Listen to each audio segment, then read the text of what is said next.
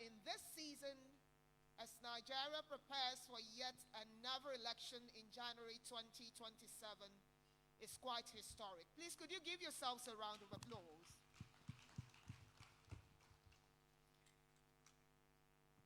I arrived to meet my sister from Côte d'Ivoire. Yes. My sister who eats amala more than me. My sister who is almost Nigerian. Yes, I do love Nigeria. It's okay. And that's why I wore a Côte d'Ivoire attire today. Exactly. I had to, because we had to meet at some point. Sure. And this is to tell us that when African women meet at a certain table and they do things together on the table of power, and they bring seats to the table, and they join tables to extend the table, Africa becomes the better for it.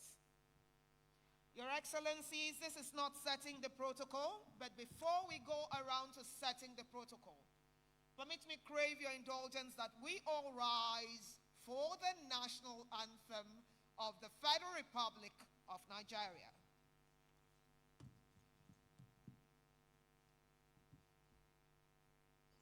Nigeria, we hail thee, our own dear native land.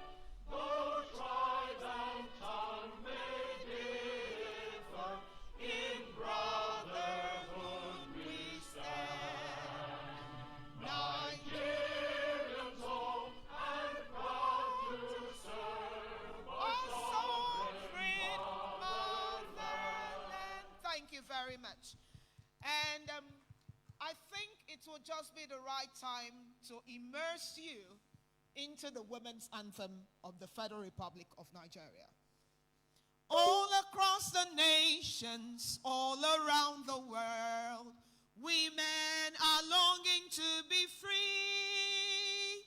No longer in the shadows, forced to stay behind, but side by side in true equality. So sing a song. I will sing a song. Everywhere, let it ring around the world and never, never cease. So sing a song for women everywhere. Equality, development, and peace. So sing a song. I will sing a song for women everywhere. Let it ring around the world and never, never cease. So sing, I will sing a song for women everywhere. Equality, development, and peace. Bravo! I didn't know you also had singing as part of your competencies. Thank was you great. very much. Please take have a your seat. seats. Yes.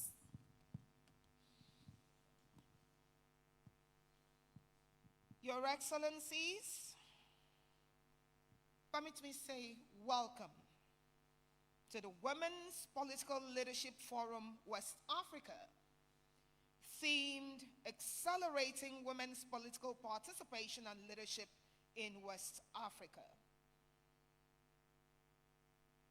The UN Assistant Secretary General and UNDP Assistant Administrator and Director, Regional Bureau for Africa, not just West, who I'm sure is watching us live from somewhere, the Vice President of the ECOWAS Commission, the co-convener of the Africa Women Leaders Network, the Minister of Women Affairs and Social Development of the Federal Republic of Nigeria, the host minister,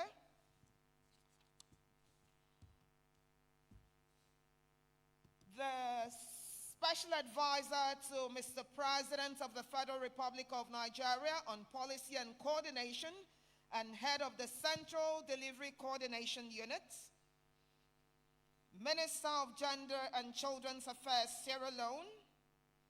Minister of Gender, Children and Social Protection, Republic of Liberia. The President of the ECOWAS Female Parliamentarians Association.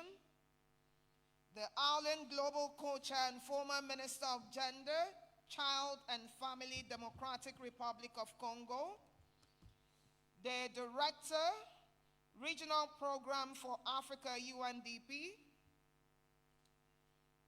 Your Excellencies, Honorable Ministers, distinguished delegates, ladies and gentlemen, not forgetting the members of the fourth estate of the realm, the members of the press, who will amplify this message arising from this convergence far and near.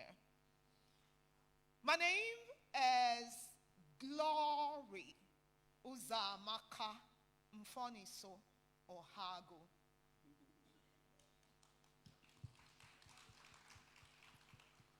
I am an architect, I'm a narrative architect. I am a social engineer. I am a broadcast journalist. I'm a voice that amplifies women and gender issues. I carry the microphones at the first line. I follow my leaders and I tell the stories of bravery, of resilience, of persistence. I do it as a content distiller and as a voice for women, girls, children, and humanity. Give a round of applause for my co-moderator. Truly an amazing sister. I'm also going to introduce myself. I'm Hafou Touré from Côte d'Ivoire. I'll be your co-moderator today of my dear sister Glory. And it's a real pleasure to be with you today. I have to say, this is not my main job. I'm a development finance expert. But today I'm here in my capacity as the private sector, as the co-chair of the Private Sector Coalition of the African Women Leaders Network, which is one of our conveners today. And it's important for me to set the stage for what we are about to witness today.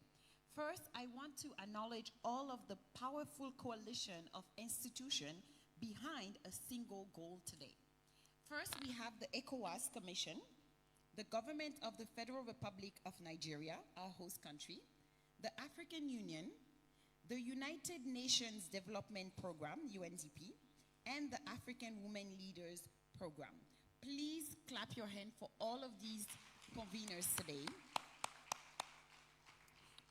This partnership on this stage itself is a statement that accelerating women's political leadership is not the agenda of one institution, but a shared regional imperative that we should all be working toward.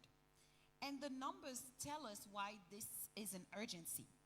Across Africa, women hold 27% of parliamentary seats, 9% of political party leadership, and 24% of cabinet posts. But when they're planning marches, who do they call on? Women. Women. But when it's time to lead, we're in the back, and that is not what it should be. And we know that very few countries have been able to pass these numbers.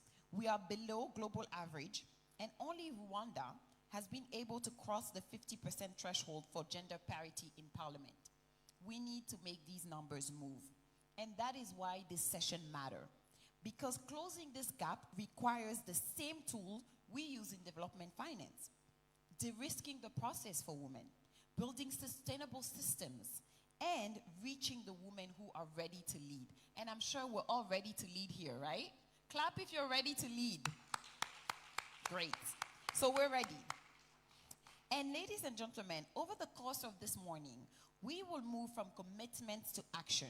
We'll hear from leaders who have shaped policies, political leaders who have lived this struggle, and by the end of this session, our ambition is clear: to live with concrete, financeable, because money is important, and implementable pathways toward the ECOWAS 2035 gender parity goal. And now it's my honor to pass it back to my dear co-moderator so we can get our first speaker on the stage. Thank you. And talking about financing, just yesterday at the launch of the Guarantee Her, the Honorable Minister of Women Affairs and Social Development of the Federal Republic of Nigeria reminded financial institutions that women are more likely to pay back their loans than men. And if there is no other reason to give this money to women, this is the reason, because women are no longer the risks. They should be the reason why economy booms. So please, let's clap for her. As we set the stage for this particular forum, which has all of us here, permit me to welcome the very first speaker who represents the United Nations Development Program, a key partner supporting democratic governance, inclusive institutions, and sustainable development across Africa. He serves as the Director of Regional Program for Africa, where he contributes to advancing regional initiatives that supports governance, peace, development, and partnerships across the continent. His work so far reflects UNDP's commitment to strengthening institutions and supporting approaches that enable inclusive participation in decision-making. In Nigeria, we would call him a chronic, unrepentant he for she. Join me welcome Dr. Jide Okeke. Please clap for him. He's one of the few men here, so please continue to accompany him with your applause. Women, let all the hands come together. Yes.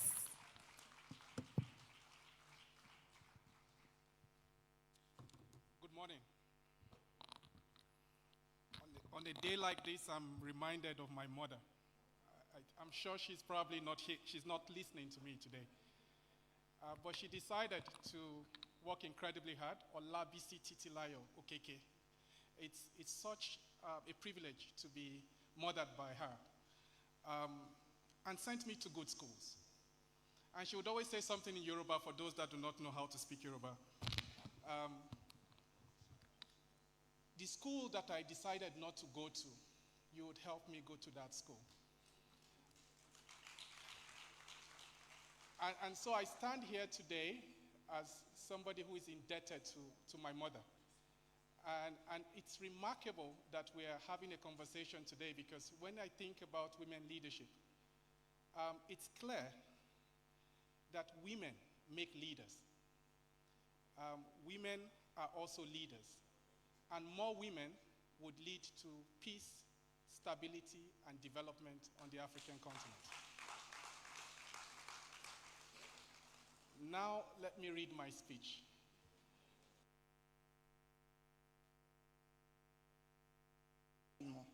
De rendre un hommage particulier à l'honorable Adja Maïmonatou Ibrahima, présidente du Parlement de la CEDEAO, dont le leadership continue de renforcer la démocratie parlementaire, l'intégration régionale et la participation des femmes à la vie publique.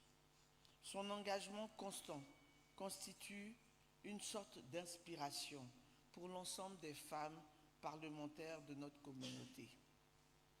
Je voudrais aussi saluer son Excellence, Madame Damtien Larbi Tchantidiba, vice-présidente de la commission de la CEDEAO, dont l'initiative, l'héritage, Legacy Initiative, à l'engagement, a largement contribué à nous conduire à ce moment important.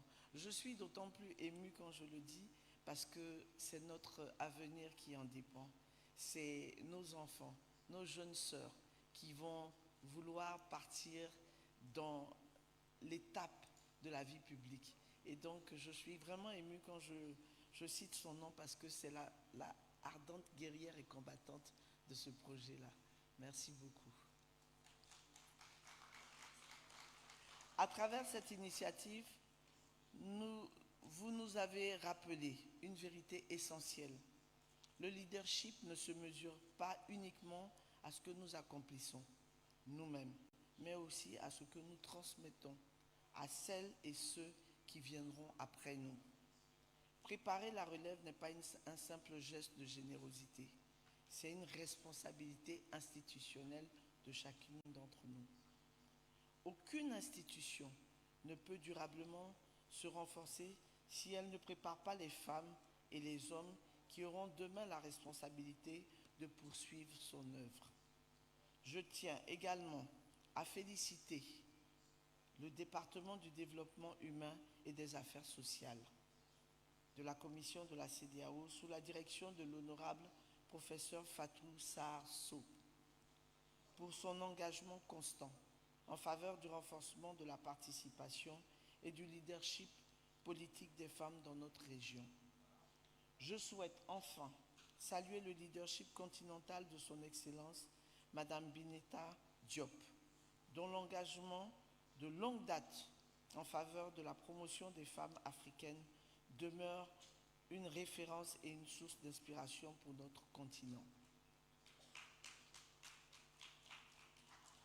À tous, nos distingués participants, venus des États membres de la CEDEAO, des institutions régionales, des organisations internationales, du monde universitaire, de la société civile et du secteur privé, je souhaite la plus chaleureuse des bienvenues. Votre présence illustre notre volonté commune de faire progresser le leadership politique des femmes et de construire ensemble une gouvernance plus inclusive au service de nos peuples. Excellences, Mesdames et Messieurs, l'adoption de la déclaration présidentielle sur la parité marque l'ouverture d'un nouveau chapitre pour notre communauté. Elle constitue un engagement politique fort de nos chefs d'État et de gouvernement. Elle constitue un engagement politique fort de nos chefs d'État et de gouvernement, je le répète 2 fois, parce qu'ils sont avec nous. Mais une déclaration, aussi ambitieuse soit-elle, n'est jamais une fin en soi. Elle est un point de départ, elle nous fixe un cap. Il nous appartient désormais de lui donner une vie à travers des politiques publiques, des réformes législatives, des institutions plus fortes et des résultats mesurables dans chacun de nos États membres. Le thème que notre forum résume parfaitement cette responsabilité collective des engagements à l'action, et je voudrais y ajouter une ambition supplémentaire, des engagements aux résultats. Car c'est à l'aune des résultats que nos concitoyennes jugeront notre capacité à tenir les promesses que nous formulons aujourd'hui. Excellences, les responsabilités qui nous incombent est immense.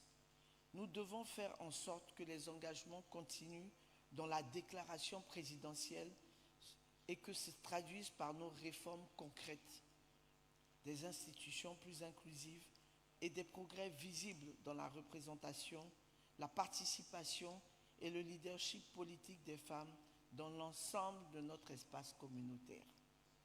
Pour ECOFEPA, il ne s'agit pas d'une initiative régionale parmi d'autres.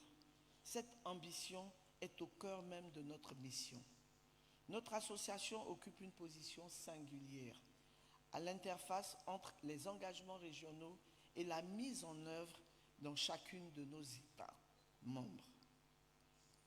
Parce que nous réunissons les femmes parlementaires de toute la communauté, nous avons la responsabilité de faire le lien entre la vision portée par le niveau régional et la réalité nationale. Notre rôle est donc d'accompagner la transformation des engagements politiques en lois, des lois en politique publique, des politiques publiques en actions concrètes et des actions en résultats tangibles pour les femmes de notre région. C'est cette responsabilité que ECOFEPA entend pleinement assumer. Nous poursuivons notre plaidoyer en faveur des réformes législatives et institutionnelles nécessaires pour garantir aux femmes une participation pleine, effective et durable à la vie politique et à l'exercice des responsabilités publiques. Mais notre mission ne s'arrête pas à l'adoption des lois. Elle consiste également à préparer l'avenir. ECOFEPA doit contribuer à identifier, accompagner et former, soutenir la prochaine génération des femmes leaders. Nous avons nous-mêmes parcouru ce chemin. Nous connaissons les difficultés, les obstacles, les résistances, mais aussi les opportunités qu'offre l'engagement public. Nous savons combien le mentorat, le partage d'expériences, la solidarité et la confiance peuvent transformer un parcours. C'est pourquoi nous devons investir davantage dans celles qui viendront après nous. Nous devons partager notre expérience.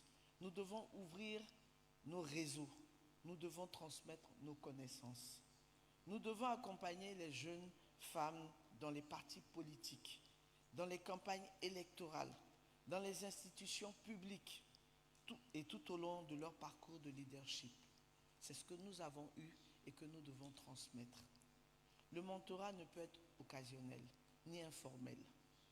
Il doit devenir un pilier délibéré, un engagement structuré et durable de la contribution de ECOFEPA à la mise en œuvre de la déclaration de leadership des femmes, assumer des responsabilités, des mentorats et qui poursuivent cette œuvre de demain. Si nous veillons constamment à élargir le vivrier, des femmes préparées à accompagner et prêtes à assumer ces responsabilités-là. Je voudrais enfin m'adresser directement aux jeunes femmes de notre communauté qui aspirent à exercer des responsabilités de leadership. Ce n'est pas facile, mais c'est réalisable puisque nous sommes toutes là. Donc vous pouvez le faire. D'abord et avant tout, croyez en vous. Préparez-vous, formez-vous, travaillez avec rigueur, dirigez avec intégrité. N'attendez pas que quelqu'un vous dise que votre place existe. Préparez-vous à l'occuper, car elle est la vôtre. Le leadership commence bien avant l'exercice d'une fonction publique. Il commence le jour où l'on décide de servir. Excellences, distingués invités, mesdames et messieurs, au nom de l'Association des femmes parlementaires de la CEDEAO, je vous renouvelle nos plus chaleureuses salutations de bienvenue. Je forme le vœu que ce forum soit un moment d'écoute, de dialogue, d'engagement et surtout de décision. Que nous quittons Abuja avec une feuille de route claire, des responsabilités partagées et une volonté renouvelée de transformer nos engagements en un progrès durable pour les femmes et les filles de notre communauté. Je vous remercie de votre aimable attention. Merci. Thank you very much. Obrigado.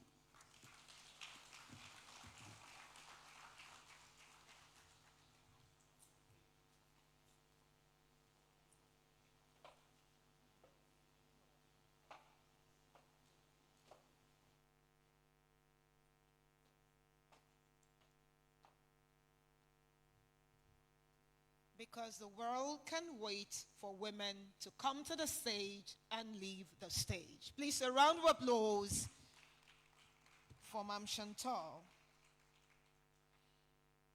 A very beautiful speech there, a very inspiring speech, a speech reawakening the continent of Africa and the world to arise and make room for the women of Africa. Our next speaker is a distinguished leader within the African Women Leaders Network. She serves as the global co-chair of the African Women Leaders Network, and is a former Minister of Gender, Child and Family of the Democratic Republic of Congo. Through her public service and leadership within OLIN, she continues to support efforts to strengthen women's representation, leadership, and participation in decision-making tables across Africa. But before our next speaker comes on, Your Excellencies, permit me to crave your indulgence to take just a moment to ask everyone who has an empty seat in front of you to step forward. Take your place. That seat is for you. Please, could you move forward? Our news camera optics do not look good with empty chairs. Please, could you move forward to the empty seat in front of you? From the row where, yes, please. Just there. Keep moving forward. Thank you. Thank you very much for obliging me. Thank you very much. That seat is for you. If not you, then who?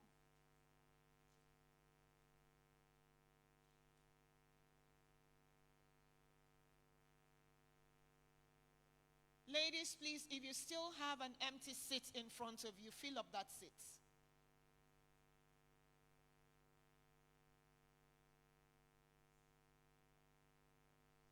Don't we love the sisterhood? Don't you love it when you feel your sister beside you? I love it. I love it.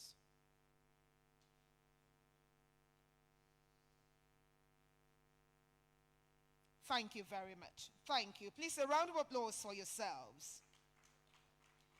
And so, the next voice of impact you're going to hear is the Arlen Global Co-Chair and a former Minister of Gender, Child and Family of the Democratic Republic of Congo. Please join me welcome with a resonating round of applause, Marie Louis Mwange.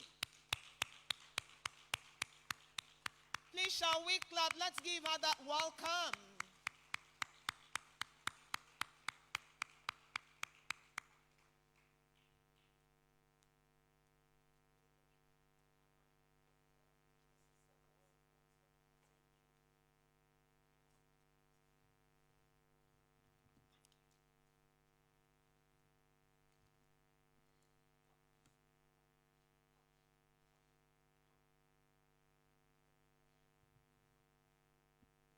Thank you. Merci beaucoup. Je voudrais dire merci et vous signaler que le mot que je prononce tout à l'heure, ce n'est pas mon mot, c'est au nom de Madame Binta Diop, qui sera avec nous d'ici là et qui m'a demandé de livrer ce mot à votre intention. Merci beaucoup. Madame la vice-présidente de la commission de la CEDEAO, Madame la ministre des Affaires féminines de la République fédérale du Nigeria, Mesdames et Messieurs les ministres et membres du gouvernement, Mesdames et Messieurs les représentants de l'Union africaine, de la CEDEAO, des Nations unies et des partenaires au développement, honorables députés, chers invités, bonjour. C'est un grand honneur et un privilège d'être parmi vous aujourd'hui à Abuja pour cet important forum sur le leadership politique des femmes. Permettez-moi tout d'abord d'exprimer ma sincère gratitude au gouvernement et au peuple de la République fédérale du Nigeria pour leur accueil chaleureux.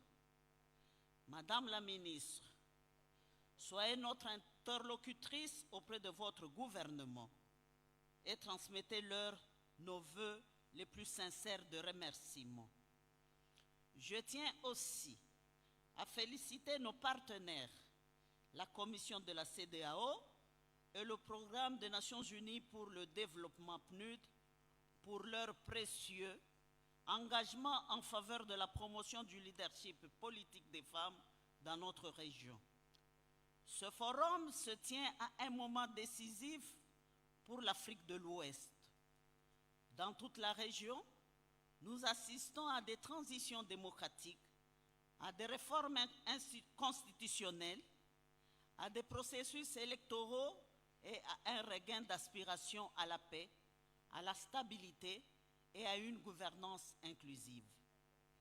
Ces moments présentent non seulement des défis importants, mais aussi des opportunités pour redéfinir le leadership politique pour les générations futures. Pourtant, malgré les décennies d'engagement des femmes, restent sous-représentées au sein des institutions où se prennent les décisions concernant nos sociétés. Aujourd'hui, elle n'occupe qu'une infime partie des sièges parlementaires en Afrique de l'Ouest, tandis que des obstacles tels que la violence politique, le coût croissant des élections, les structures partisanes discriminatoires et les formes de harcèlement en ligne de plus en plus sophistiquées continuent de décourager leur participation à la vie publique. La question qui se pose n'est donc plus de savoir si les femmes doivent diriger. L'Afrique a déjà répondu à cette question. La véritable question est de savoir si nos systèmes politiques sont prêts à créer les conditions permettant aux femmes non seulement de participer, mais aussi de rivaliser, d'influencer et de diriger. C'est précisément la raison de notre présence ici aujourd'hui à Abuja. Le réseau des femmes leaders africaines a été fondé sur la conviction qu'une paix durable, une gouvernance démocratique et un développement inclusif ne peuvent être atteints sans la participation égale des femmes à tous les niveaux de décision. Nous avons œuvré sur tout le continent pour renforcer le leadership féminin, favoriser la solidarité intergénérationnelle, nouer des partenariats stratégiques et accompagner les femmes, de l'activisme de base aux plus hautes fonctions de l'État, par le biais du pilier gouvernance et participation politique de Aoline. Nous nous efforçons de dépasser le simple plaidoyer pour parvenir à un changement institutionnel concret. Pour ce faire, nous soutenons les femmes dirigeantes, les femmes leaders, renforçons les écosystèmes politiques et multiplions les occasions pour les femmes et les jeunes de participer pleinement à la prise de décision. Dans le cadre de cet engagement, Aoline se prépare à lancer l'Académie africaine du leadership féminin, une plateforme continentale conçue pour doter les femmes dirigeantes, actuelles et futures, des connaissances, des compétences, du mentorat et des réseaux stratégiques nécessaires pour s'orienter vers le leadership politique, la gouvernance, la fonction publique et la consolidation de la paix. L'Académie servira de catalyseur pour former une nouvelle génération de femmes dirigeantes africaines transformatrices, prêtes non seulement à accéder à des postes de responsabilité, mais aussi à façonner des politiques et des institutions plus inclusives, responsables et à l'écoute des besoins de nos sociétés. Aujourd'hui, en collaboration avec la CEDEAO et le PNUD, nous franchissons une nouvelle étape importante. Ce forum n'a pas été convoqué dans le seul but d'échanger des expériences. Il a été convoqué afin d'accélérer la mise en œuvre, pour identifier des réformes concrètes, mobiliser la volonté politique, renforcer la coopération régionale et en définitive transformer nos changements collectifs en résultats concrets pour les femmes de toute l'Afrique de l'Ouest. Au cours des 2 prochains jours, nos discussions porteront sur certains défis les plus urgents auxquels sont confrontées les femmes en politique. La réforme des partis politiques, la participation électorale, le financement des campagnes, la sécurité numérique, le leadership des jeunes femmes, la solidarité régionale et l'action collective. Plus encore, ces échanges aboutiront à l'adoption du programme d'action régional d'Abuja, qui fournira une feuille de route pratique pour accélérer le progrès vers la vision 2035 de la CEDEAO en matière de parité hommes-femmes. Excellence, l'histoire nous rappelle que le progrès ne s'est jamais fait par de simples déclarations. Il a toujours exigé un leadership politique courageux, un leadership prêt à remettre en question les systèmes en place, un leadership qui investit dans les femmes et les jeunes femmes, un leadership qui comprend que l'égalité des sexes n'est pas simplement une aspiration sociale, mais un impératif démocratique et un investissement stratégique pour la paix, la prospérité et les institutions résilientes. Alors que nous célébrons le 50e anniversaire de la CEDEAO, que ce forum devienne une nouvelle étape marquante dans le cheminement de notre région vers une gouvernance plus inclusive. Le chemin de la région vers une gouvernance inclusive. Faisons en sorte que les générations futures se souviennent d'Abuja, non seulement comme un lieu de notre rencontre, mais aussi comme le lieu où nous avons collectivement décidé de passer des promesses à la réalisation et à des engagements aux actes. Je souhaite à tous des fructueuses délibérations et des résultats concrets. Je vous remercie.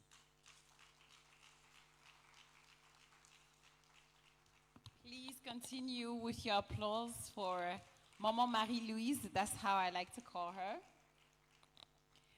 Okay, so we're almost through the end. We have our final speaker today for the introduction, who represents the host country, Her Excellency Honorable Iman Suleiman Ibrahim.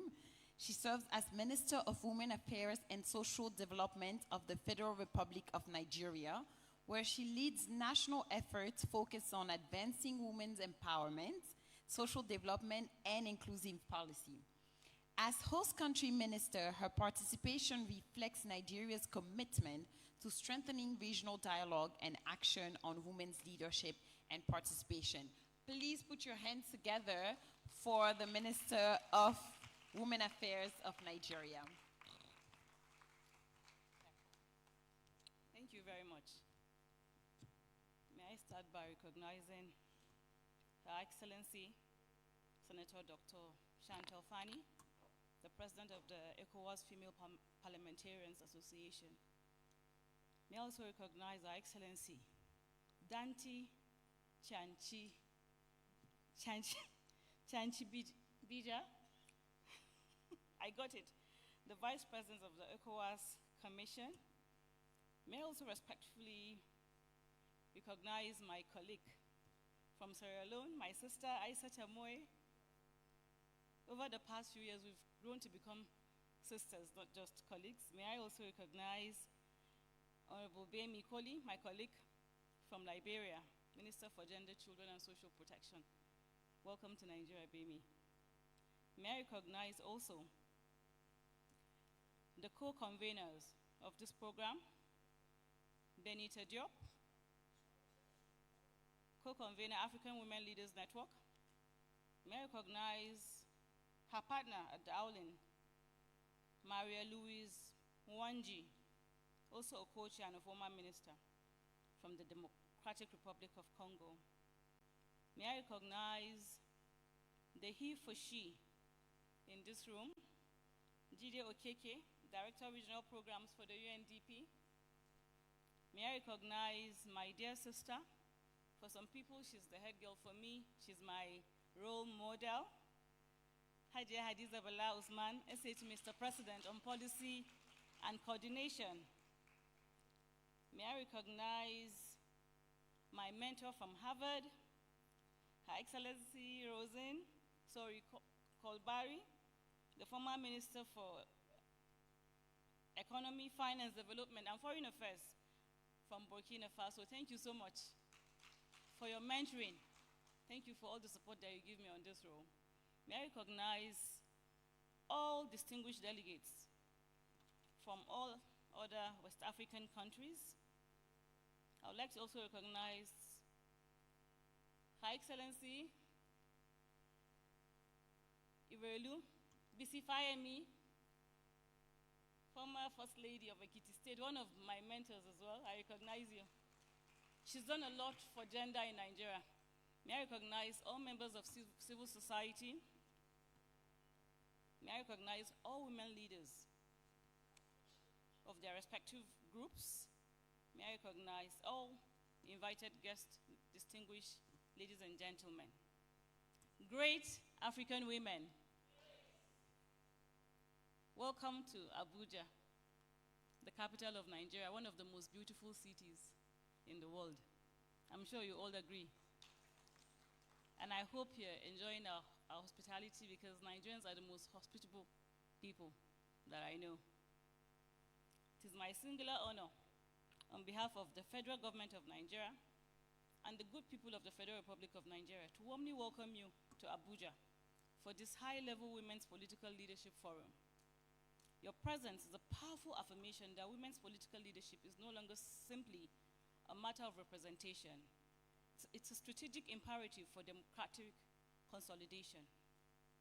Inclusive governance, peace, security, sustainable development across Africa. May I commend African Women's Leaders Network, the AULIN, the ECOWAS, UNDP, and all our esteemed partners for convening this timely dialogue. This forum comes at a defining moment in our regional journey. As ECOWAS celebrates 50 years of regional integration, we must also confront an enduring reality. Although women constitute over 50% of West African population, their representation in political decision-making remains disproportionately low, with the regional average of women in national parliament still below 20. Against this backdrop, this forum provides a strategic platform to translate the Presidential Declaration on Gender Parity in political representation from aspiration into measurable action, making gender-responsive leadership a defining legacy of the ECOWAS at 50. Nigeria approaches this responsibility with deliberate institutional resolve.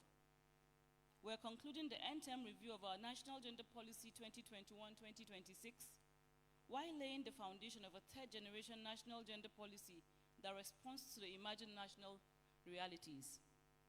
Central to this transition remains our unwavering commitment to the minimum 35% affirmative action benchmark for women's participation in governance and political party structures. Complementing this effort, our third generation National Action Plan under United Security Council Resolution 1325, now domesticated across 16 states, continues to strengthen women's leadership in peace building, conflict prevention, and security governance. These reforms are further reinforced by the renewed hope agenda of His Excellency, Mr. President, President Bola Ahmed Tinubu, GCFR, and the Nigerians' Declaration of 2026 as the year of families and social development. This recognizes that the family remains the first institution of leadership, citizenship, and national values. When women lead, families thrive. When families thrive, societies prosper.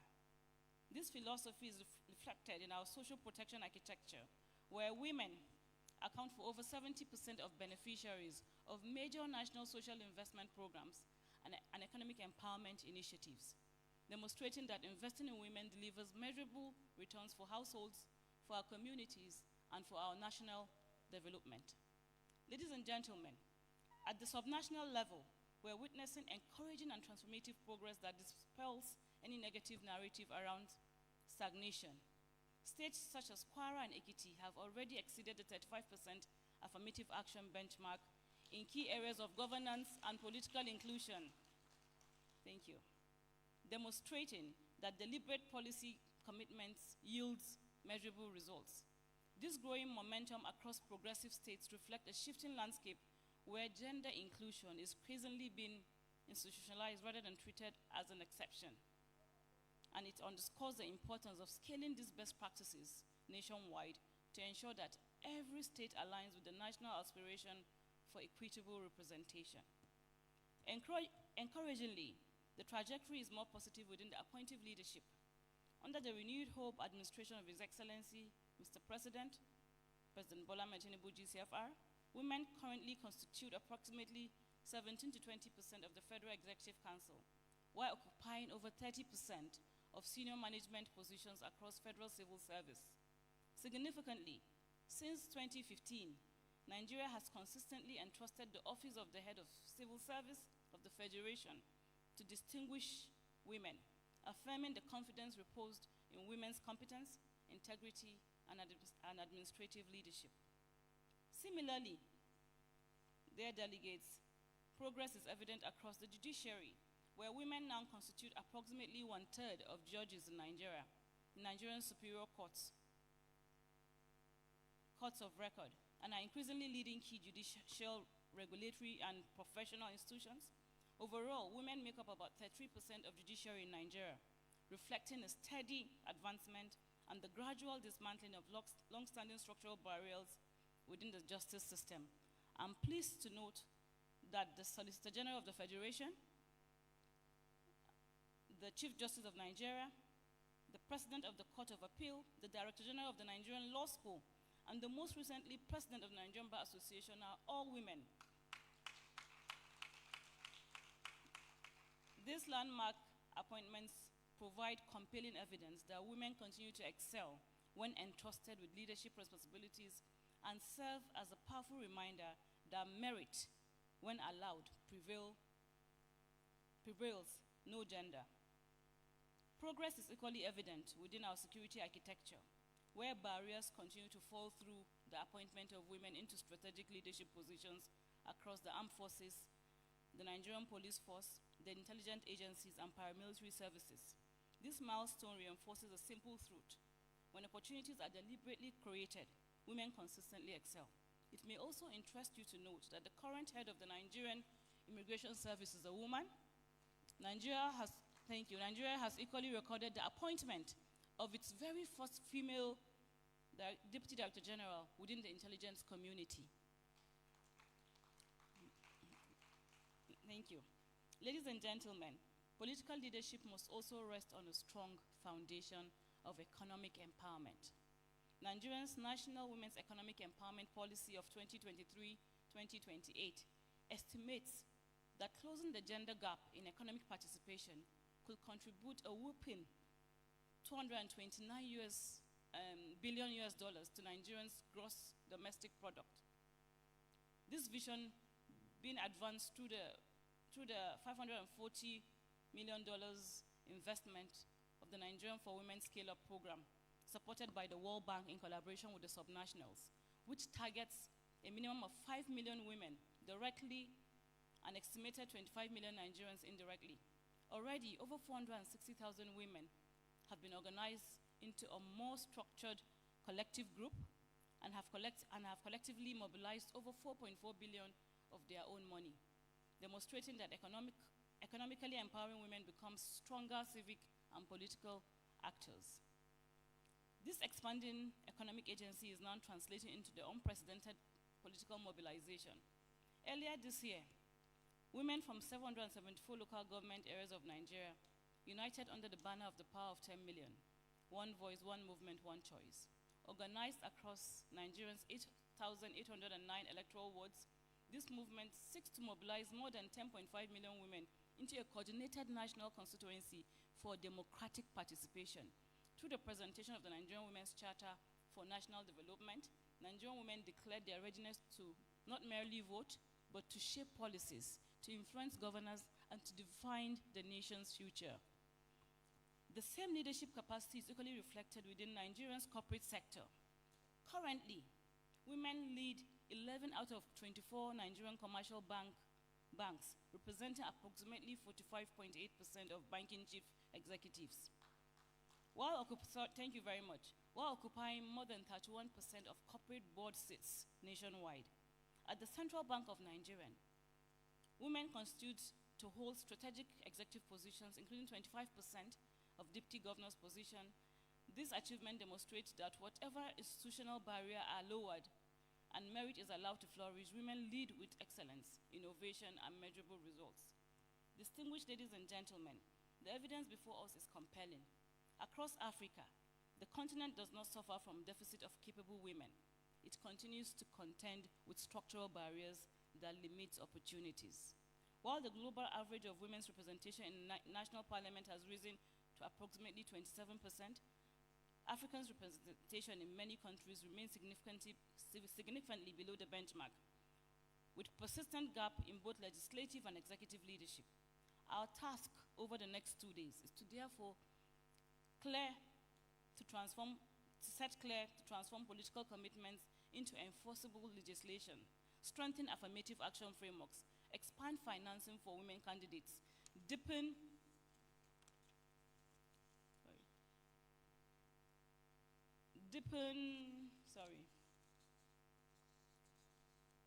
regional collaboration and establish accountability mechanisms that will accelerate gender parity across ECOWAS and the African continent.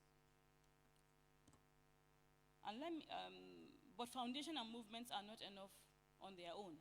So permit me to move this forum from diagnosis to prescriptions with 7 concrete proposals I recommend we carefully consider. Firstly, and most concretely, let us consider to establish a Women's Political Leadership Trust Fund. If the cost of entry is the barrier, then we must build a bridge. I propose a dedicated, professionally managed financing facility to defray nomination fees, campaign costs, capacity building for credible candidates. We have blended finance instruments to strengthen women's businesses. It is time we build one to support women's candidacy. Secondly, we may wish to convert the 35% benchmark from an aspiration into an enforceable commitment. And let us be clear that 35% is a floor, not a ceiling. A region whose population is more than half women, in an ideal world, should be more than half its representation held by women. 35% is not destination, it's a fair and realistic place to begin the journey towards parity. But even that floor will not be reached by goodwill. Political parties must carry the greatest share of responsibility. It is the parties that draw the candidate list, and therefore the parties must commit to ensuring their candidature list meets the minimum gender threshold before their lists are submitted to INEC. May I urge our electoral frameworks should consider the empowerment of electoral bodies such as INEC to be able to ensure that this becomes a reality. Thirdly, let us forge a standing alliance between civil society and women already in office. Too often, our advocates and our office holders work in separate rooms. I propose a formal ECOWAS Women's Leadership Compact that pairs civil society organizations, which supplies research and mobilization, and public pressure with 7 women legislators and appointees who supply access to the chambers where laws are actually passed. Advocacy outside the building and power inside it must stop operating as strangers. CSOs and politicians must work so that aspiration meets reality. Fourth, and this is a call I direct to women ourselves. Let us resolve to support one another at the ballot. We must be honest in this room. Part of the answer lies not only with the parties and institutions, but with us. Too often, when a competent woman with a proven track record appears on the ballot, she does not receive the block of support from women voters that her record deserves. We are almost half of the registered voters in Nigeria. That is a decisive electoral force wherever we choose to act as one. Let us ask ourselves plainly, why do women not more consistently vote for women who have demonstrated capacity and integrity? Solidarity at the ballot box is not favoritism, it's a strategy. And if we will not stand behind our own most qualified daughters, we cannot expect other people to stand behind them. The fifth is we build a pipeline deliberately, not by chance. I propose that a regional women's leadership academy, like the one in Rwanda, to identify and prepare women at the ward, local government levels, where political careers genuinely begin, so that we never again told that there are no qualified women. We will have them prepared themselves from the onsets and in thousands. The sixth is to rejuvenate the women's movement so that we can continue to speak with one voice. In Nigeria, we have the voting bloc, and that is enough for us to negotiate. The seventh is to continue to cultivate positive masculinity. You heard one Jide spoke, and that is the story of many, many men. They were either raised single-handedly by women, or they were a key influence in their lives. And if we put them as co-owners of this agenda, then we can be able to record more outcomes. As I conclude, Your Excellencies, distinguished ladies and gentlemen, as this conversation concludes in the next few days, let us remember that history is shaped not merely by those who gather to discuss change, but by those who summon the courage to institutionalize it. Let this forum mark a turning point where evidence informs policy, partnership drives progress, and political will delivers measurable outcomes for the women and girls on our region. Together, let's build a West Africa where every woman has an equal opportunity to lead.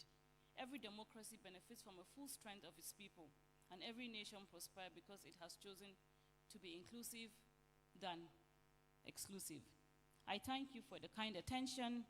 I wish us all a fruitful deliberation and a productive and impactful outcome. Enjoy the rest of your time in Abuja. May God bless you all. Thank you. Many reasons she is called the Magnificent Iman. Please, shall we give a round of applause to Nigeria's Minister of Women Affairs and Social Development, Honorable Iman Suleiman Ibrahim, FSI, a sister's keeper, a believer in humanity, a voice for women. And since her emergence as the Minister of Women Affairs, a lot has changed positively in Nigeria's gender space. Please keep that applause coming.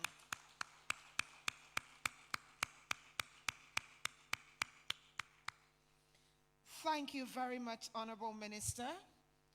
Thank you for reminding us that 35% should be the threshold to start, and not just the benchmark that we believe in.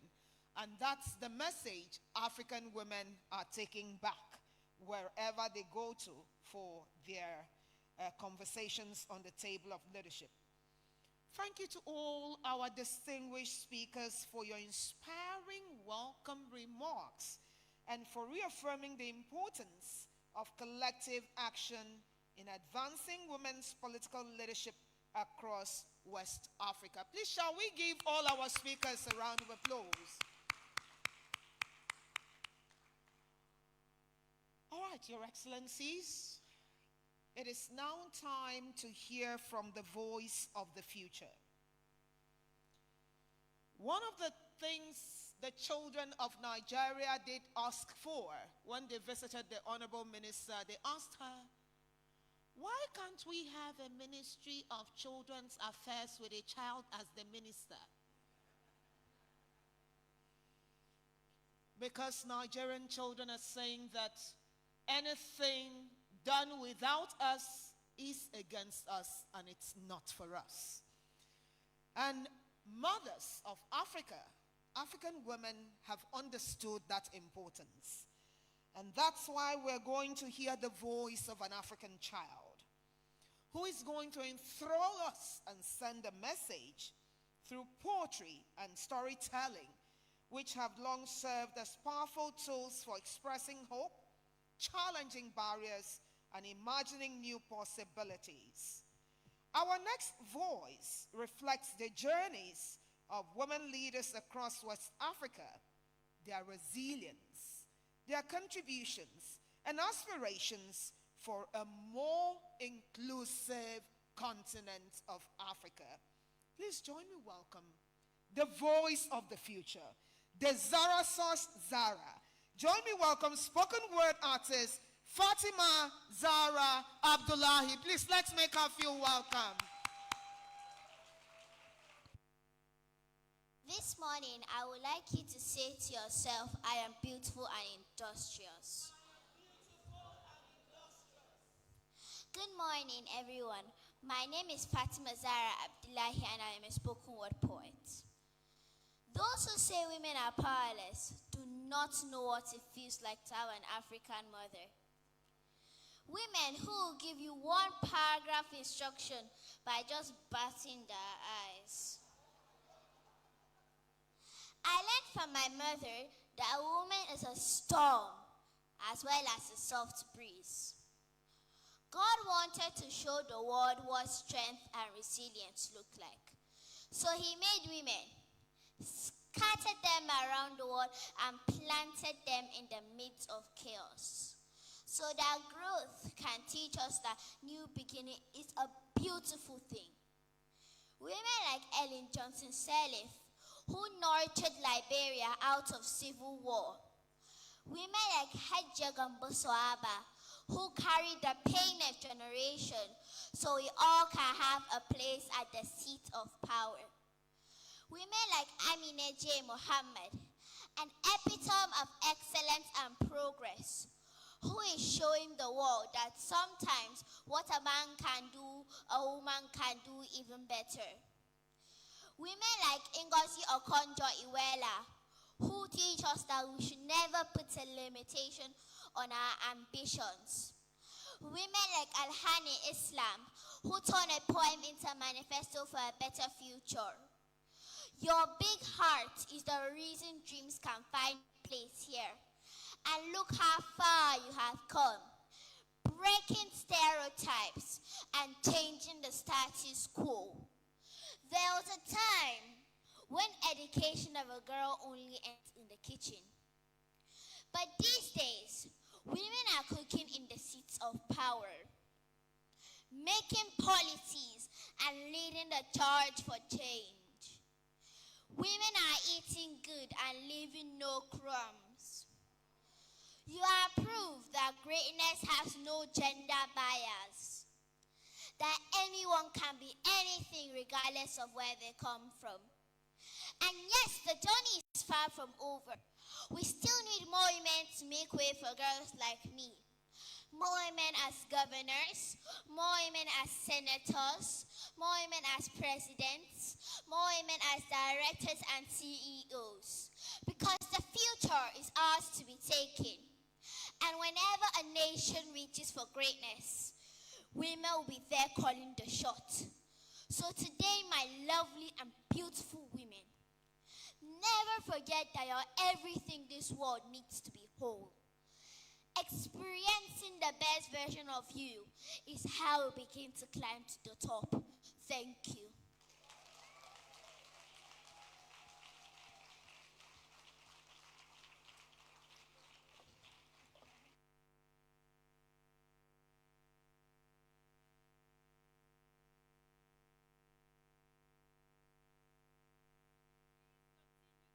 For her, a brilliant, brilliant, brilliant spoken word artist. She's really the confirmation that the future is indeed very, very bright. Thank you very, very, very much. And it's so amazing to have a brilliant young girl come and speak to us about how powerful women are. We are going to now move to another keynote address by Her Excellency Miss Hauna Eziakonwa, who would have loved to be with us today, but she couldn't. So I'm going to ask the tech team to prepare her video. She's the UN Assistant Secretary General for UNDP and Assistant Administrator and Director for the Regional Bureau for Africa. Please now project her video and her keynote message.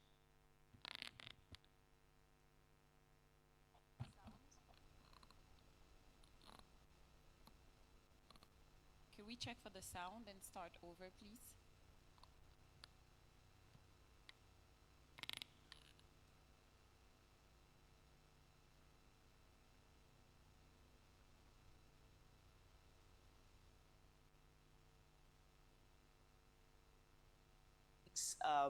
It's such a pleasure to be able to address you at this, I think, really important moment for women's political leadership in West Africa.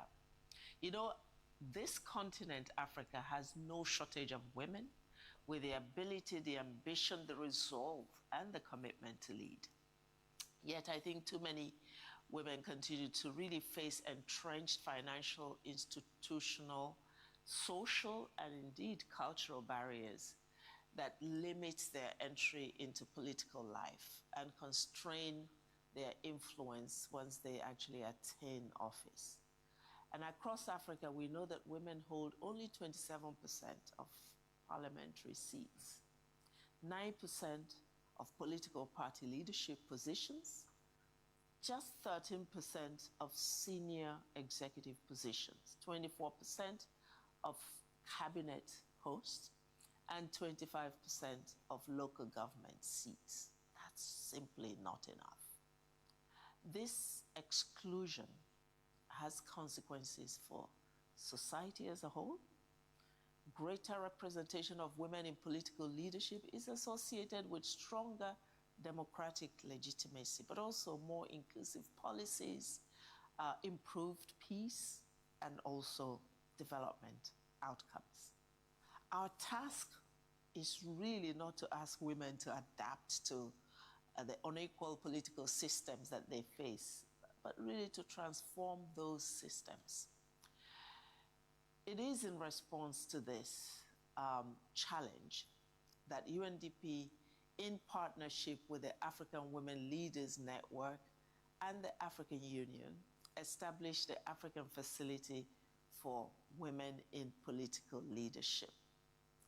Through the facility, we are preparing to launch, actually this month, the African Academy for Women's Political Leadership in Kigali. The inaugural cohort will bring together 40 exceptional women from 28 African countries and the Caribbean. The idea is to equip them with the leadership skills, the strategic networks, and the influence that they need to shape policies and decisions that are driving the continent's development. In line with this commitment, UNDP will also support the African Union Commission in developing guidelines to address the financial barriers to women's political participation. We want to build on the outcomes of the ECOWAS Ministerial Meeting on Gender, which was co-hosted earlier this year alongside the Commission on the Status of Women. Together with the African Young Women Leaders Fellowship Program, which has actually supported about 95 young women from Africa across the continent. These initiatives that we're discussing are strengthening a pipeline of women leaders at every stage of their leadership journey. This forum today must now translate that continental ambition into practical action in West Africa.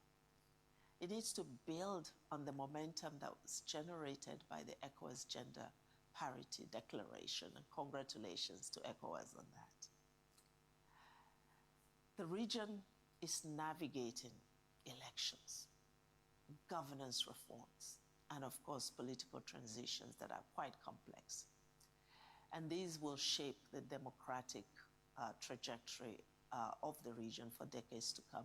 Our objective is really quite concrete.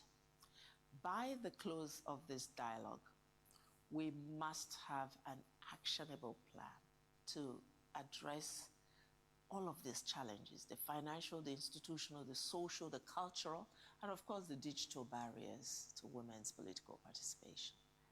Achieving gender parity requires men as well.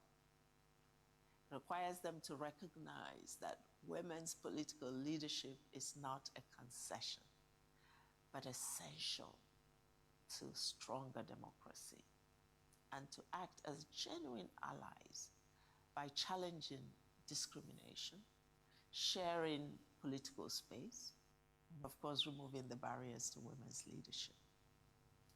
I hope this forum becomes really that foundation for a lasting sisterhood, one that shares knowledge, opens doors, defends women that are facing intimidation and exclusion, and one that exercises collective influence across political parties, generations, and borders.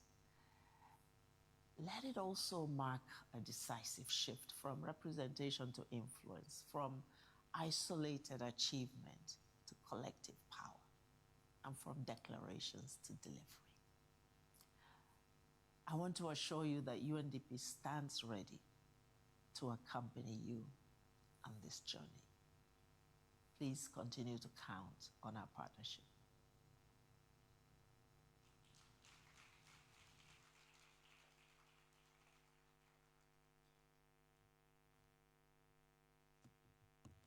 I think that is one of Nigeria's best daughters gifted to Africa and the world, and she deserves a better round of applause. My co-host has signaled that we would have to go for a little tea break, but not before we take your beautiful faces in framed memories before we go. Because when you take tea, something might leave the face. And we need to have it all put together. So permit me to have Madam President to lead the minister and members on the first row up for a group photograph, please. Madam President,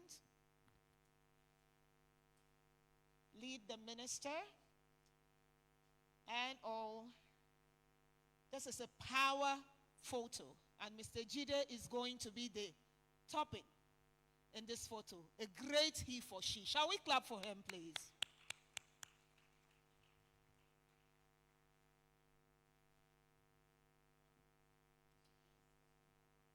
Up. Yes, we're coming up. We're coming up, please. Up here. Madam President, my minister is looking out for you.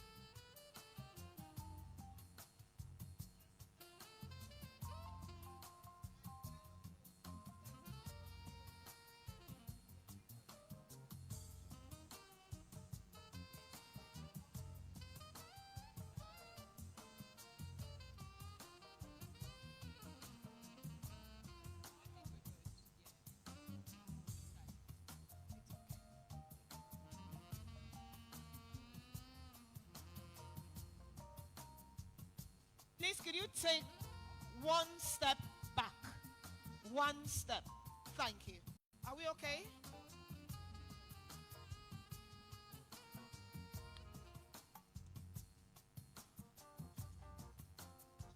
Could we say women?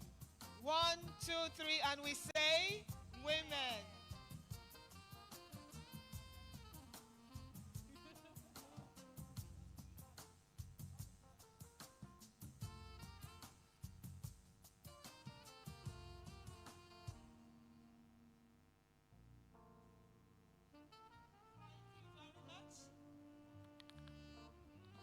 Women o'clock in Africa.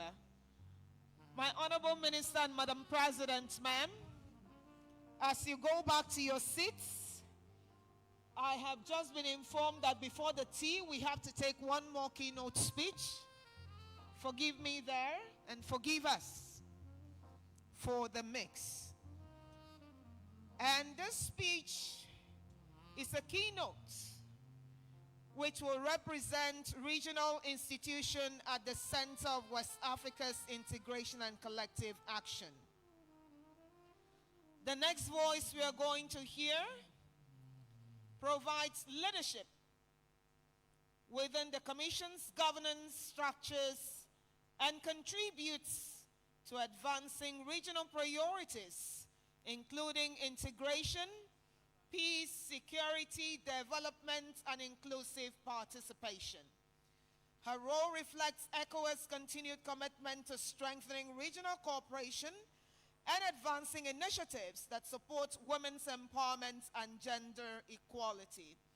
Your Excellencies, distinguished ladies, and a few gentlemen, join me welcome Her Excellency Madametian Chinchimbidja. Please, a round of applause for her. Please clap for my sister. Thank you very much for such a warm introduction. Thank you, ladies, gentlemen.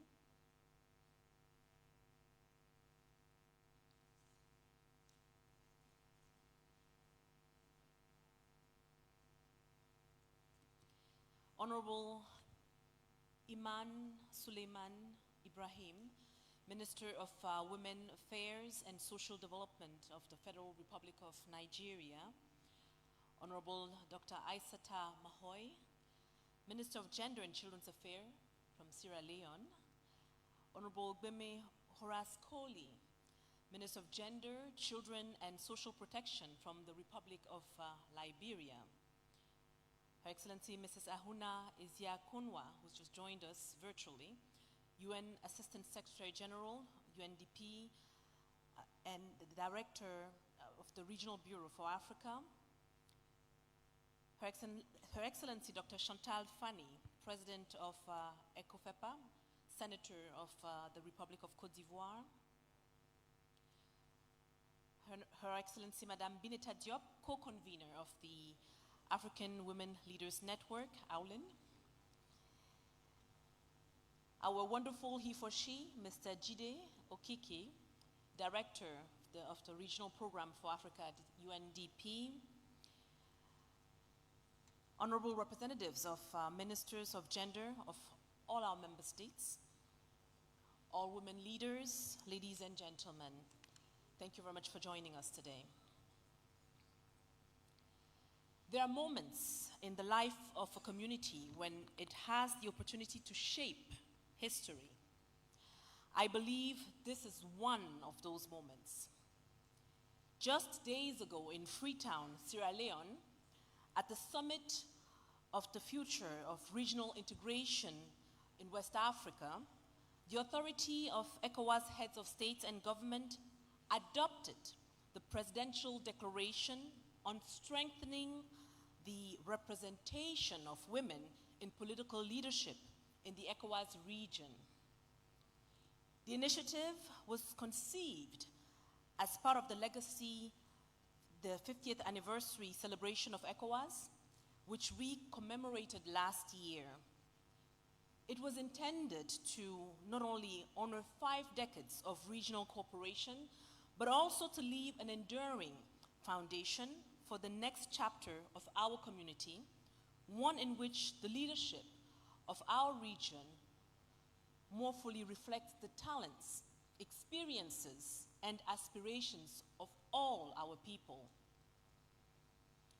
In adopting the declaration, our leaders affirmed an important truth, that the strength of our democracies, the quality of our governance, and the future of our development depend on the ability of all citizens, women and men alike, to participate fully in shaping the destiny of our region.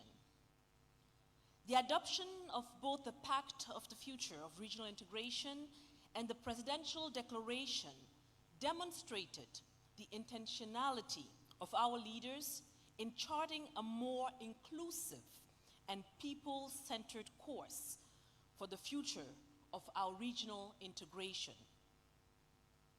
The Pact of the Future provides the overarching framework for renewing and strengthening our community, while the Declaration gives practical expression to its commitment to inclusive governance. Both are firmly anchored in the aspirations of ECOWAS Vision 2050 and its promise of an ECOWAS of the people while ensuring peace and prosperity for all. Excellencies, ladies and gentlemen, across our region, democracy has continued to evolve.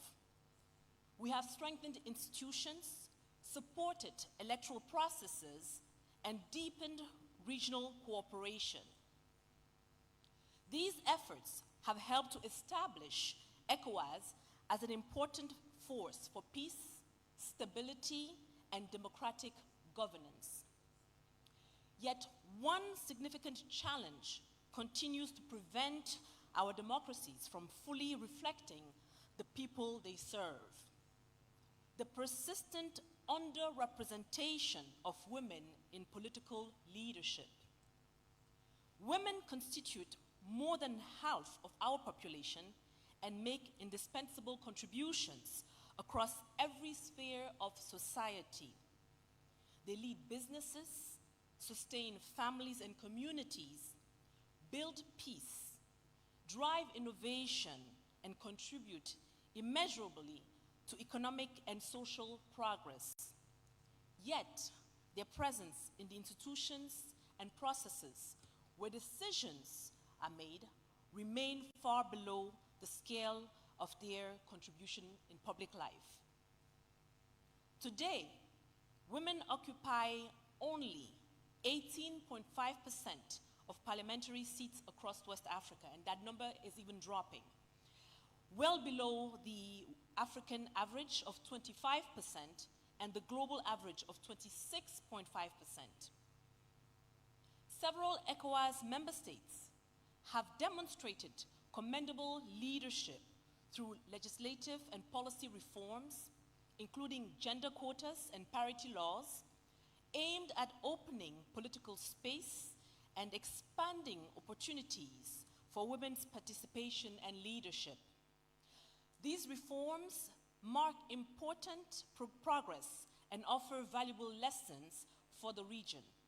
However, progress remains uneven.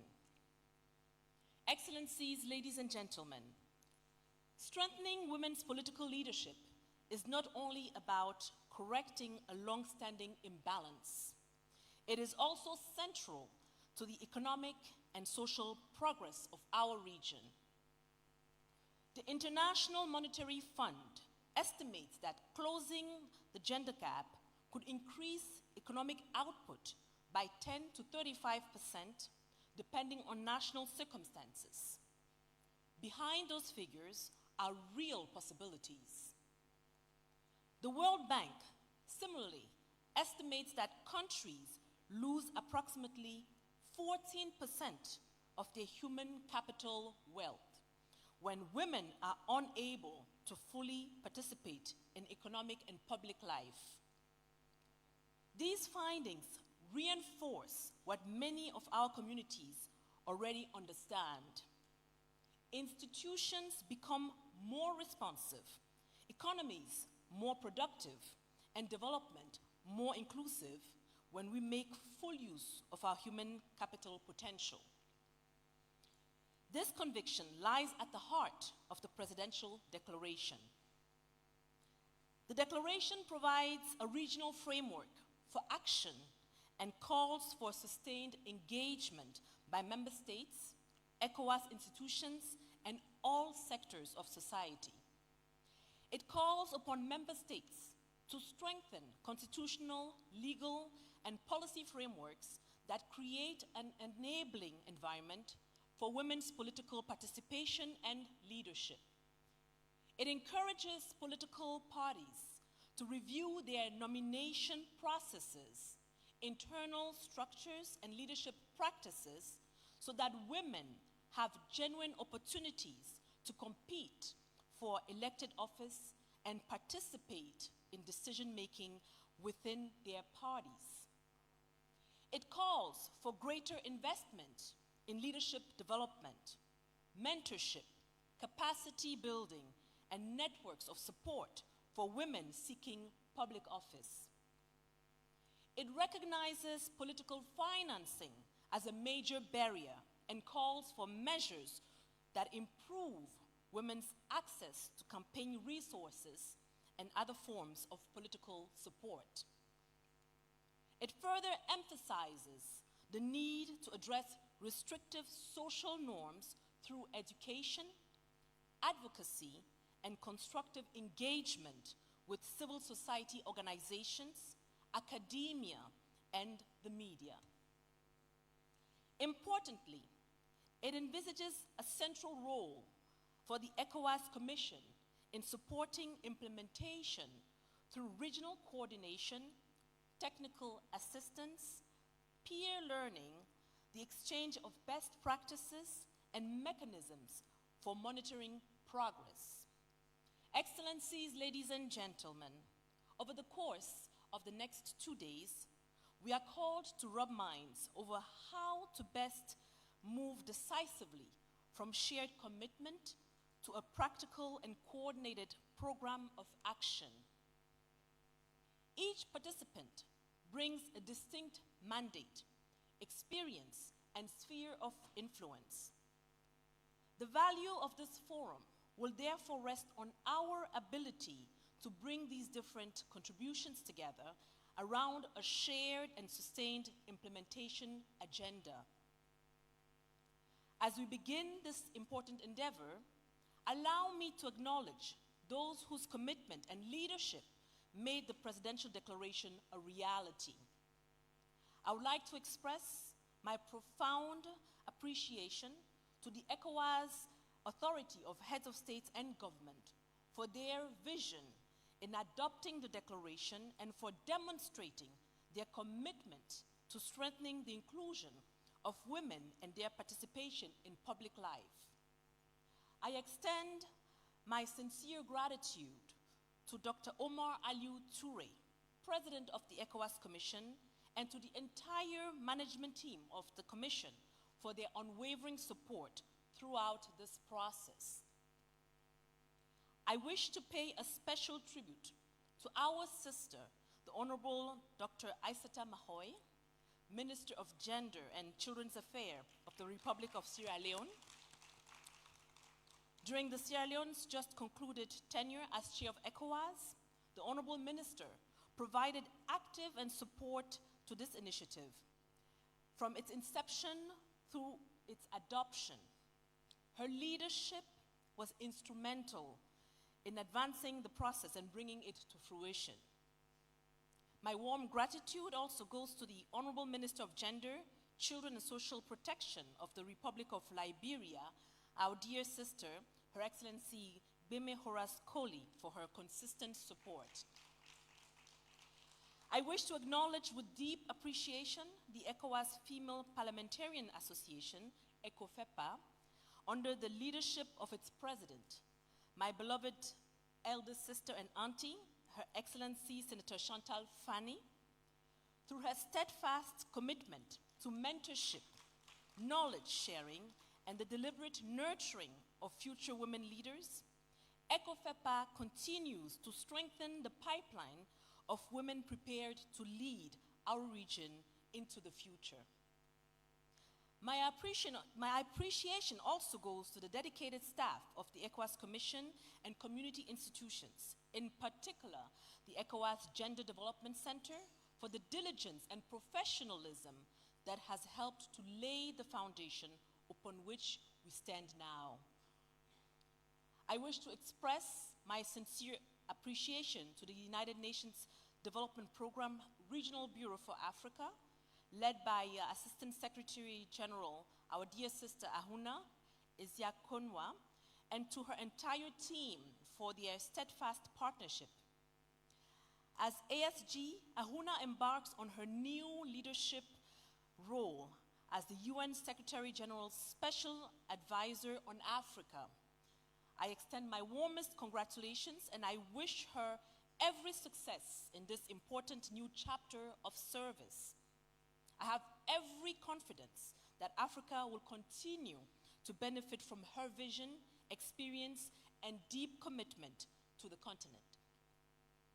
Let me also take this opportunity to extend my sincere appreciation to the African Women Leaders Network, AWLIN, and in particular to its co-convener, Her Excellency, my dear elder sister, Madame Bineta Diop, for the network's valued partnership in advancing women's leadership across our continent.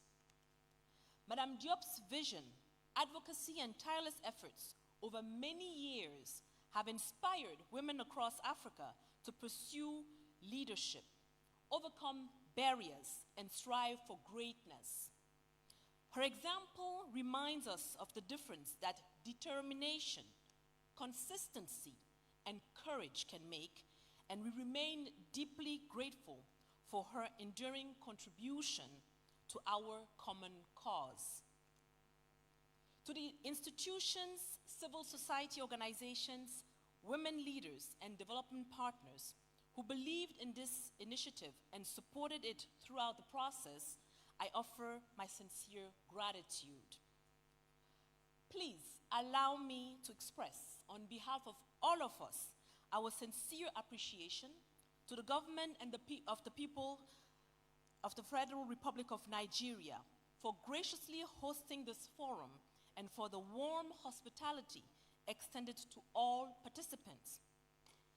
I also wish to convey my heartfelt appreciation to our dear sister, Her Excellency Iman Suleiman Ibrahim, Honorable Minister of Women Affairs and Social Development of the Federal Republic of Nigeria, for her steadfast commitment to advancing the empowerment, participation, and leadership of women in the giant of Africa. Given Nigeria's influence and central role within our community, the progress Nigeria achieves in this area will resonate far beyond its borders. Excellencies, ladies and gentlemen, this forum is being held as my tenure as Vice President of the ECOWAS Commission draws to a close.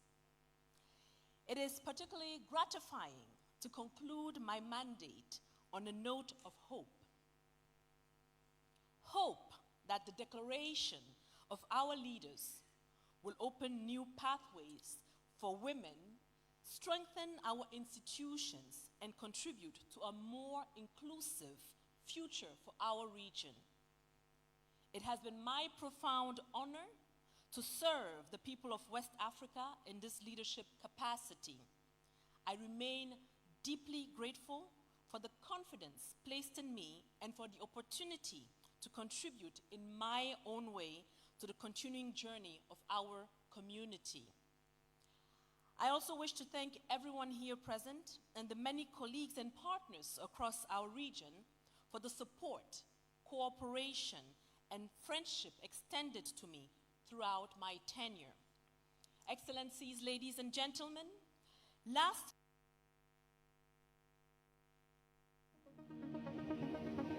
Welcome. We are live. City, I'm Haslinda Ahmed. And I'm Romain Bostic, live on Bloomberg. This is the UN Town Hall, the next Secretary General, presented by the President of the General Assembly of the United Nations. To start, here's the President of the UN General Assembly, Annalena Baerbock. Ladies and gentlemen, dear world citizens.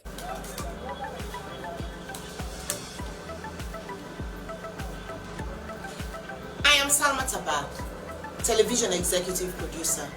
I produce programs on both radio and television.